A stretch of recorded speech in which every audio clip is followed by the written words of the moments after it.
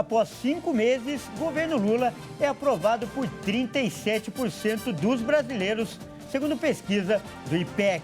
E você vai ver também. Mais 70 envolvidos nos ataques de 8 de janeiro se tornam réus. Pix bate novo recorde de transações em 48 horas no Brasil. Fumaça dos incêndios florestais do Canadá cruza o Oceano Atlântico e chega até a Europa. E hoje é dia da vacinação. E o Ministério da Saúde aproveita a data para fazer um alerta sobre a baixa cobertura vacinal no país. Tudo isso a partir de agora. Olá, boa tarde, seja muito bem-vindo. Nós estamos ao vivo. Agora são 13 horas e 3 minutos, quase 4 pelo horário de Brasília. E nós vamos juntos conferir o que é notícia no Brasil e no mundo nesta sexta-feira. E olha só, a pesquisa IPEC apontou que a avaliação positiva do governo Lula oscilou para baixo neste 5º mês de mandato. Esse foi o terceiro levantamento do ano sobre a gestão do petista. O levantamento do IPEC no começo de junho registrou um número positivo menor do presidente Luiz Inácio Lula da Silva em relação ao mês de abril. A parcela dos eleitores que consideram a gestão do atual presidente como boa ou ótima passou de 39% para 37%. O número está dentro da margem de erro do levantamento, que é de 2 pontos percentuais para mais ou para menos. Já as avaliações de ruim ou péssima aumentaram de 26% para 28%. E os que consideram o atual mandato do petista como regular também aumentou, saindo de 30% para 32%. Esses números também estão dentro da margem de erro, considerada pelo Instituto de Pesquisa. A pesquisa IPEC mostra ainda que 53% aprovam a maneira como Lula está governando, enquanto 40% disseram desaprovar. Em março, 57% diziam aprovar o jeito que o atual chefe do Executivo administra o país. A pesquisa IPEC tem intervalo de confiança de 95% e entrevistou presencialmente 2.000 pessoas entre os dias 1º e 5 de junho. E o Supremo Tribunal Federal formou maioria para tornar réus mais 70 acusados pelos atos radicais de 8 de janeiro. A Procuradoria-Geral da República denunciou o grupo após invasão ao Palácio do Planalto, Congresso Nacional e a sede do STF em Brasília. A maioria dos ministros votou para tornar réus mais 70 acusados de participação na autoria, execução e incitação dos ataques aos edifícios sedes dos 3 poderes. Esse é o 7º bloco de acusações em análise. O voto do relator Alexandre de Moraes foi seguido pelos ministros Rosa Weber, Luiz Fux, Edson Fachin, Dias Toffoli e Gilmar Mendes. O ministro Nunes Marques votou por rejeitar as denúncias contra os investigados por incitação dos atos. Ao todo, a Procuradoria-Geral da República apresentou 1.390 denúncias. O STF tornou réus 1.175 envolvidos nos atos. Ainda restam 145 denúncias para análise. As denúncias contra os executores dos atos, presos em Brasília em 8 de janeiro, foram recebidas por unanimidade. Já os casos dos incitadores e autores intelectuais dos atos provocaram divergências na corte. Esses denunciados foram presos no acampamento montado em frente ao quartel-general do Exército em Brasília no dia 9 de janeiro. A expectativa é que todas as denúncias estejam julgadas ainda neste mês. Ainda cabem recursos. Olha só, vamos falar de economia agora. O Banco Central registrou novos recordes de transações financeiras via Pix nesta semana. Nos dias 6 e 7, foram feitas mais de 124 milhões e 700 mil operações. Segundo o Banco Central, o último recorde foi registrado no dia 5 de maio, com 124,3 milhões de transações. A autarquia observa que os últimos meses têm registrado o crescimento da participação da modalidade instantânea de pagamentos entre pessoas físicas para comerciantes, representando quase 30% dos PIX realizados no mês de maio. Desde seu lançamento em novembro de 2020, o PIX teve ampla adoção como meio de transferência digital, principalmente entre pessoas físicas. Vem crescendo também, conforme o Banco Central, a utilização como meio de pagamento por empresas, administração pública e empreendedores formais e informais. Conforme o relatório de economia bancária do BC, em 2022, 51% das transações Pix foram feitas por pessoas jurídicas, sendo 30% feitas por empreendedores informais, com ticket médio de R$ 124. De acordo com a pesquisa Prime Time for Real Time Report, divulgada em março, o Brasil foi o segundo país do mundo que mais utilizou meios de pagamentos instantâneos em 2022, ficando atrás apenas da Índia. No ano passado, o Pix ultrapassou a marca de 24 bilhões e 100 milhões de transações do país.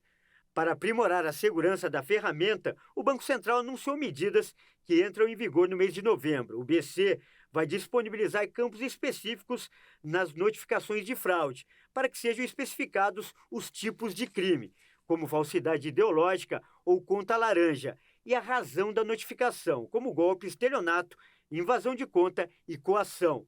Outra mudança anunciada é a ampliação do conjunto de dados de segurança do Pix, disponibilizados para a consulta das instituições participantes. As informações devem ser usadas para as análises antifraudes das transações. O Pix possui mais de 149 milhões de usuários e 603 milhões e 700 mil chaves cadastradas no Diretório de Identificadores de Contas Transacionais do Banco Central. E olha só, com a mudança no ICMS, o preço da gasolina subiu nos postos. O novo modelo de cobrança do tributo estabeleceu uma mesma alíquota em todo o país. Após os recuos registrados desde abril, a nova mudança na cobrança do ICMS elevou o preço médio da gasolina nos postos neste início de mês, o que representou um acréscimo médio de 13 centavos por litro no custo com o combustível para os motoristas. Segundo o índice de preços Ticket Log, o preço médio do litro do combustível ficou 2,33% mais caro nas bombas entre o dia 31 de maio e 5 de junho. Com isso, o preço médio do litro de gasolina estava em torno de R$ 5,65 no fim do período. Os dados do índice são calculados de acordo com o abastecimento nos 21 mil postos credenciados pela empresa de gestão de frotas e soluções de mobilidade, que monitora os custos dos combustíveis. Desde 1º de junho, passou a vigorar um novo modelo de cobrança do Imposto sobre Circulação de Mercadorias e Serviços, imposto estadual que incide sobre os combustíveis. A cada litro de gasolina e de etanol anidro, passou a ter uma alíquota fixa de R$ 1,22. Antes era cobrada uma porcentagem sobre o valor do litro, que ia de 17% a 23% do litro pago pelo consumidor, a depender do estado. E atenção a essa notícia, mais de 10 milhões de brasileiros têm dinheiro para sacar das cotas do PIS/PASEP. No Diário Oficial da União, o governo divulgou que os trabalhadores devem fazer o resgate até agosto. A Caixa Econômica Federal informou que 10 milhões e meio de trabalhadores têm saldo de cotas de PIS/PASEP para sacar. Os recursos disponíveis chegam a quase 25 bilhões de reais. O prazo para fazer o resgate desses valores vai até 5 de agosto. Antigamente, o valor das cotas só podia ser sacado em casos específicos, como aposentadoria ou doenças graves. Mas desde a publicação da medida provisória, que transferiu esses recursos para o Fundo de Garantia do Tempo de Serviço, o saque das cotas PIS/PASEP está disponível aos titulares ou, em caso de falecimento, aos beneficiários legais.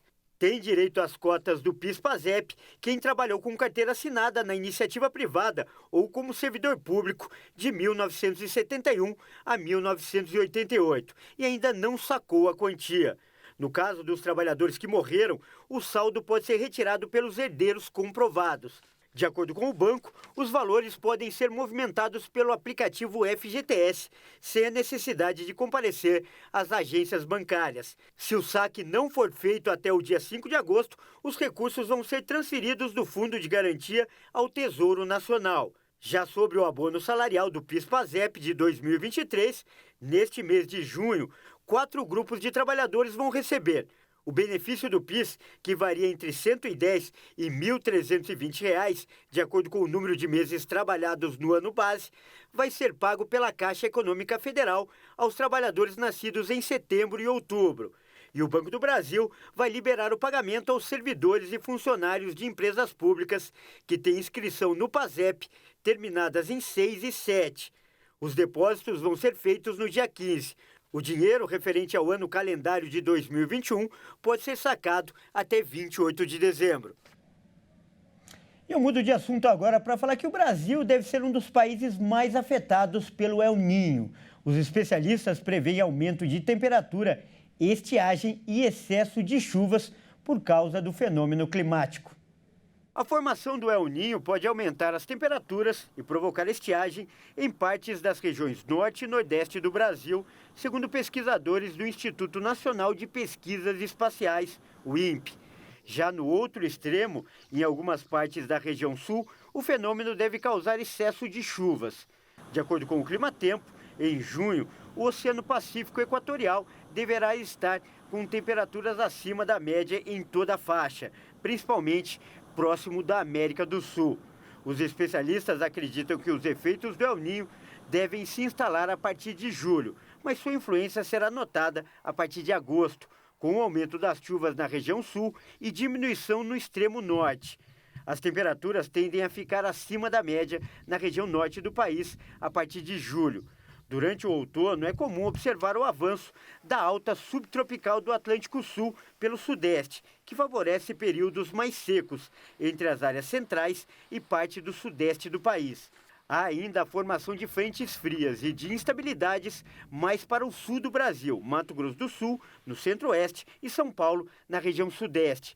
Ainda segundo o Climatempo, o El Niño costeiro deve impactar no aumento de chuvas em parte do sul do Brasil, entre Santa Catarina e o Paraná, parte do Mato Grosso do Sul e de São Paulo. E como a gente acabou de ver, o famoso El Niño está oficialmente de volta, segundo os especialistas. E esse ano a previsão é o de um super El Niño, com uma potência devastadora ainda maior. E não bastasse isso, as previsões ainda apontam que o Brasil deve ser um dos países mais afetados pelo fenômeno no mundo. E esse, aliás, é o tema da nossa entrevista de hoje.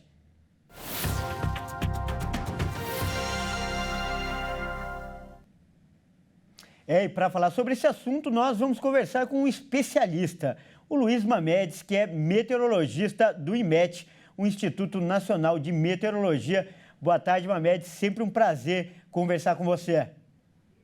Boa tarde, Kleber. Boa tarde a todos os telespectadores. Eu até já ia brincar, Kleber. Não é Luiz Mamedes, é Mamedes Luiz. Legal. E olha só, eu quero primeiro pedir desculpas aí por esse erro, né? E perguntar para você, eu peço que você explique por que as projeções desse ano são para um super El Niño, um fenômeno com impacto ainda maior. Pois não, Kleber, olha só, esse super El Niño, na verdade, eu vejo que é a mídia que vem colocando, porque um super El Niño, ele tem que ter no Pacífico Equatorial Central, no El Niño 3+4, ele tem que estar ali com uma temperatura acima de 2,5 graus positivo.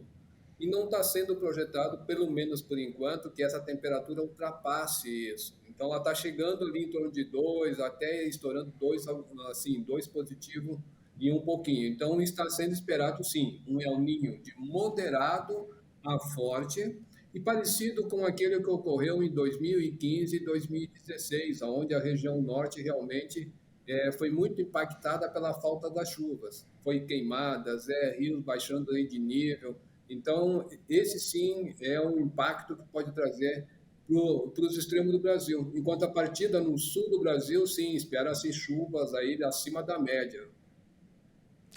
E por que o Brasil deve ser um dos países mais afetados do mundo? Aliás, a previsão é mesmo de grandes prejuízos em nosso país, Mamedes? Olha só, Kleber, eu não vejo assim o Brasil ser o único mais afetado com o fenômeno El Niño, porque ele é um fenômeno global. Ele muda toda a circulação geral da atmosfera, Em muitos lugares, por exemplo, Austrália, Estados Unidos, até mesmo a gente aqui, como foi citado, todos são prejudicados. Aonde é mais afetado, Kleber? Eu vejo que é mais na parte de agricultura. Então, muitos agricultores vão ter que se reinventar, se planejar, já que está sendo previsto esse El Niño de moderado a forte. Irmãos, a gente já apresentou o problema, agora eu te pergunto, o que fazer para se precaver contra esse fenômeno? Como as autoridades, principalmente, devem se preparar para enfrentar o El Niño? Pois não, Kleber, olha só, contra a natureza não tem como ir contra nem tentar pará-la, né? Então a gente tem meios de poder amenizá-la.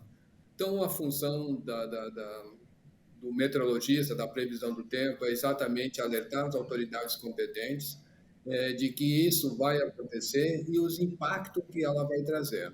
Então, se planejando, por exemplo, para o sul, a gente sabe que essas chuvas poderão não, tendem a ser acima da média, principalmente da primavera em diante.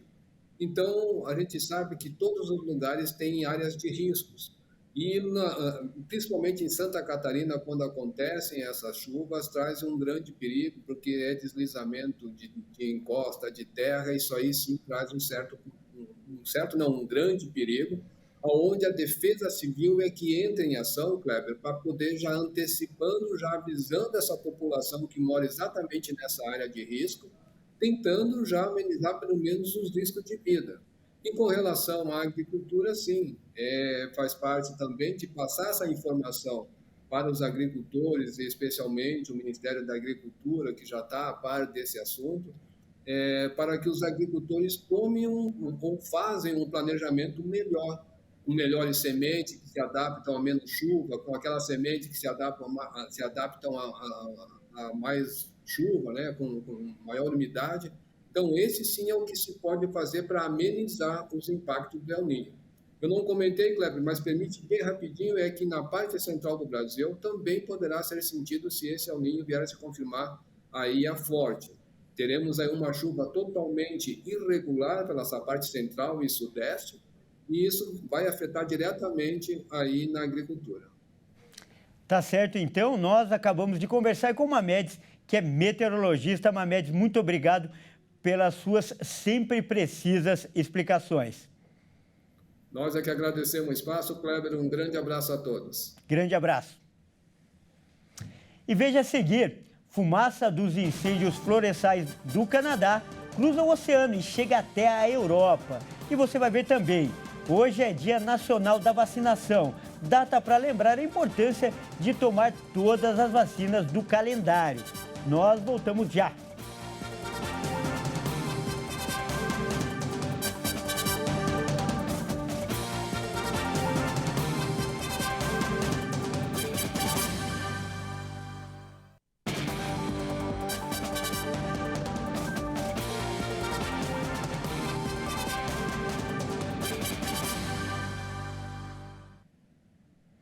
Olá, mais uma vez, seja muito bem-vindo. Nós estamos de volta e ao vivo. São 13 horas e 23 minutos pelo horário de Brasília. Vamos então com os destaques internacionais.